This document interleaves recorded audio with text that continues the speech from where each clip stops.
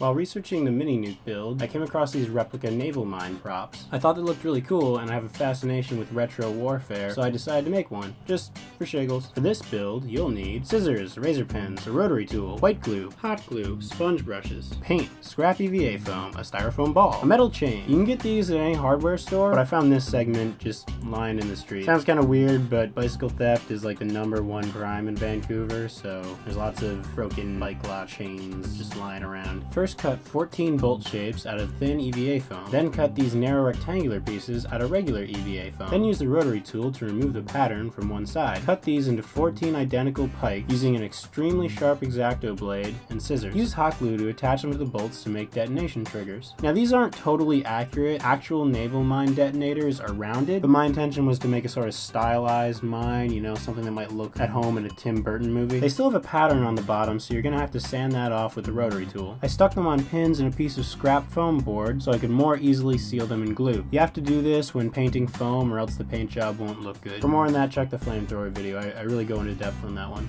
Hot glue all the detonation triggers to the foam ball. The middle row has 6 spikes, the top and bottom rows have 4. Now if you want a really smooth, pristine looking mine, then you shouldn't use foam because spray paint dissolves it like acid. I chose foam because I want the mine to look like it's rusted, like it's been underwater for decades. Still, spray paint is extremely aggressive on foam, so in order to find some kind of a balance, I did a sort of haphazard, uneven coat of glue all over the ball. So that way, certain places the paint would get through and eat away at the surface, whereas other places would be nice and smooth. I used scrap foam to create a loop for the chain and coated that in glue as I was coating the ball. Once the white glue was completely dry, I did a base coat of brown, which as you can see, partially ate away at the styrofoam, and then I did a coat of gray, and finally another top coat of brown. And that's how you make a naval mine. Also, you could use this same method to make a medieval mace prop. All you gotta do is attach the other end of the chain to a stick. Hey, thanks for watching. If you liked that video, then you should check out some of my other prop tutorials or subscribe for weekly tutorials and related sketches.